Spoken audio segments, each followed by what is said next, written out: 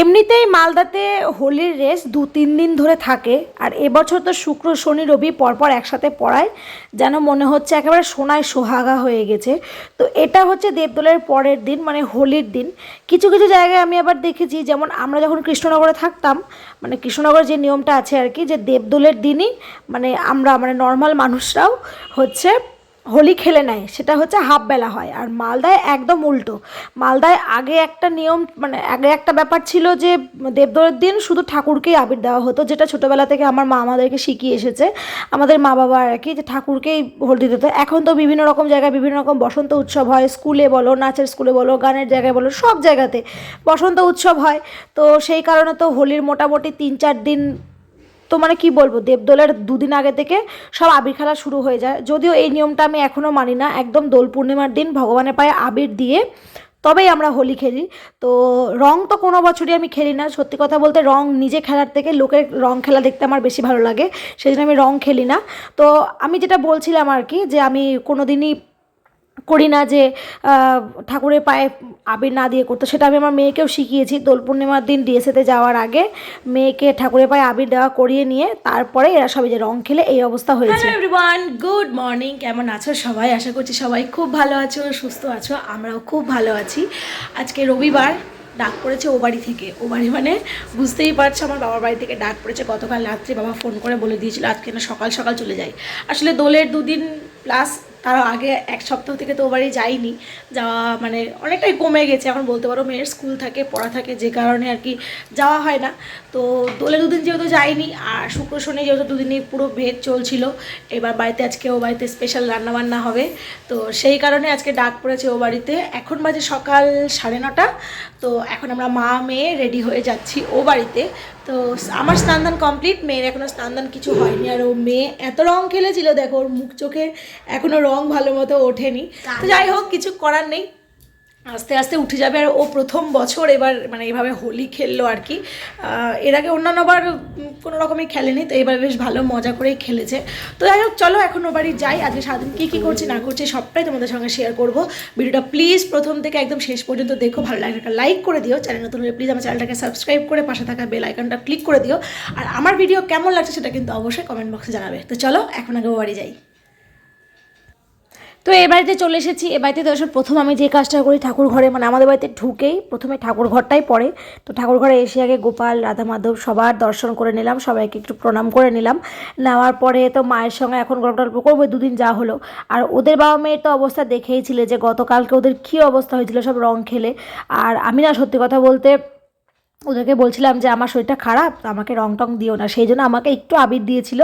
আর আমি রং খেলিনি, কিন্তু ওর বাবা ছাড় পায়নি ওদের কাছ থেকে। আর মেয়ে প্রথম বছর আর কি এভাবে রং খেলে। আগে স্কুলে 1 বছর আগে সামান্য আবির খেলেছিল, আর এই প্রথম বছর এরকম আবির রং খুব মজা করে সে খেলেছে। তো এই বাড়িতে এসেছি, আসার পরে এই যে মা এখানে করছে ওই কী বলে খাসির চর্বি দিয়ে এখানে হবে ঘুগনি, আর তার সঙ্গে লুচি। তো লুচি আটাটা মা মেখিয়ে রেখেছিলো, আমি শুধু লেচি কেটে বেলে দিলাম। এইবার ঘুগনিটা দাদা একটু পেঁয়াজ কুচি করে দিল, পেঁয়াজ কুচি সামান্য কাসুন্দি লেবুর রস দিয়ে একদম 4খানা মতো লুচি নিয়ে বসে পড়েছিলাম। একদম এটা এখন খাবো, খেয়ে নিয়ে একটুখানি ঘুমাবো। মানে শরীরটা এত টায়ার্ড লাগছে কেন জানি না 2 দিন থেকে। খুবই মানে কি বলবো, একটা কেমন যেন মনে হচ্ছে এখন এই ওয়েদারের জন্য না কেন জানি না। তো এখানে মেয়ে দেখছিল গোপাল ভাঁড়, তো আমিও একটু ওর সঙ্গে আর কি শুয়ে শুয়ে দেখছিলাম, দাদাও ছিল। তো গোপাল ভাঁড় এখানে শুরু হচ্ছে। একটু গোপাল ভাঁড়টা খানিকক্ষণ দেখার পরে কখন যে একটু ঘুমিয়ে গেছিলাম, মানে চোখটা লেগে এসেছিলো বুঝতে পারিনি। তো এই যে শুরু হচ্ছে গোপাল ভাঁড়। তো চলো মেয়ের সঙ্গে একটু গোপাল ভাঁড় দেখি। তো তারপরে তো উঠে দেখলাম, উঠে বলতে কি খুব বেশিক্ষণ ঘুমাইনি, ম্যাক্সিমাম 15 থেকে 20 মিনিট, ওটাই মনে হচ্ছে আরাম লাগছিলো। আর উঠে দেখছি মায়ের দিকে সব মানে মাটন রান্নার সব কিছু জোগাড় করে নিয়েছে। আর এইটাকে দেখো গাছের ডালে উঠে বসে আছে। আসলে মাসিরও আসার কথা আছে, তো মাসি বিকেলবেলা আসবে আর কি, সন্ধেবেলা। মাসি মেসো ভাই একসাথে আসবে। ওরা একা একা আছে, তো ওর জন্য ওর ভালো লাগছে না। ভাই থাকলে কি হয়, দুজনে মারামারি কান্নাকাটি খেলাধুলা সব করে, এবার সেটা হচ্ছে না, ওই জন্য ওর নাকি একা একা ভালো লাগছে না।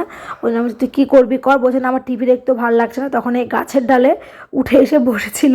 তো তারপরে বাবা বাড়ি আসা মাত্রই দেখো বাবাকে ধরেছে একদম মানে আশা, ও তো বাড়ি থেকে রঙও নিয়ে আসতে চেয়েছিল। আমি বললাম যে একদম না, আসলে গতকালকে যে হোলি খেলেছিল সেই রঙটা মানে অনেক কষ্টে তোলা হয়েছে, এবার সোমবার থেকে তো স্কুল, মানে আগামীকাল থেকে, আর সেই জন্য আর কি বাবাকে তো মন খুশি করে মাখিয়েছে। এদিকে বাবা আর মেয়ে যাচ্ছে পাশের বাড়ি, মানে আমার কাকা শ্বশুরের বাড়ি। তো যেহেতু ওখানে ঠাকুরদা ঠাম্মি আছে, তো আমি বললাম যাও ওদেরকে একটু রং টং দিয়ে এসো। তো রং তো আর কি আবির, আর আমার মাকে দিয়েছে দেখো, হয় না সিঁদুর দানে যেরকম সিঁদুর দান করে নাকে ওপরে লাল সিঁদুর ফেলে, তো সেরকম করেছে। তো ওরা তো গেল, মানে বাবা আর মেয়ে গেল, আর হচ্ছে আমি এখানে একটা মাটনের পিস নিয়ে বসেছি খাওয়ার জন্য। আর দেখো আমার বাবার কি অবস্থা হয়েছে, আমার কাকি শাশুড়ি, মানে আমার কাকি শাশুড়ি আমি পিসি বলি, তো পিসিও দেখছি সেই তাহলে আমার বাবাকে একটু আবির মাখিয়ে দিয়েছে। তো যাই হোক, এখানে বাবাকেও দিলাম এক পিস মাটন কষা খেতে, বাবাকে আমি দিলাম না, মাই দিয়েছে। আর মেয়ে দেখো এই যে আজকে আবার এরকম আবির মেখেছে, মানে এই মেয়েটা 3 দিন থেকে এভাবে খেলে যাচ্ছে, তাও ওর মনে হচ্ছে কি মনটা ভরছে না। তো ও ঠামি ওকে আবার একটা কলা, তারপরে হচ্ছে কি বলে একটা চকলেট সব দিয়েছিল। তারপরে আর কি রান্না বান্না হয়ে গেছে, খাওয়া দাওয়ায় বসতে হবে। বাবা এখানে বসেছে, মেয়ের পাশে আমি বসেছি, মেয়ের ভাতটাকে মেখে দেবো, ও একাই খেয়ে নেবে। আর হচ্ছে কি বলে তারপরে আমি বসবো, আমি আর মা খাবো। তো এই হচ্ছে ব্যাপার। আর এদিকে মাটন তো হয়েছিল, তার সঙ্গে মা আবার করেছিল উচ্ছে আলু ভাজা। কি করবে কি করবে, আমি বললাম বেশি কিছু করতে হবে না। তো মা বললো যে দুপুরবেলা এক তরকারি ভাত, দাঁড়া একটু উচ্ছে আর আলুই ভাজি, তাহলে আর কিছু ইয়ে করতে হবে না। তো প্রথমে ওটা দিয়ে ভাতটা মেখে খেলাম, তারপরে খেলাম হচ্ছে মাটনটা দিয়ে। মাটন, আমার মতো মাটন খেতে কে কে ভালোবাসো আমাকে কমেন্টে জানিও। আর হ্যাঁ, তোমাদের জায়গা ওখানে দোল কবে কবে সেলিব্রেট হয় বা কতদিন ধরে তোমরা দোল খেলো সেটা কিন্তু অবশ্যই কমেন্টে জানিও। আর আমি ভিডিও করি, আমার বাড়ি মালদায় আমি মালদা থেকে ভিডিও করি।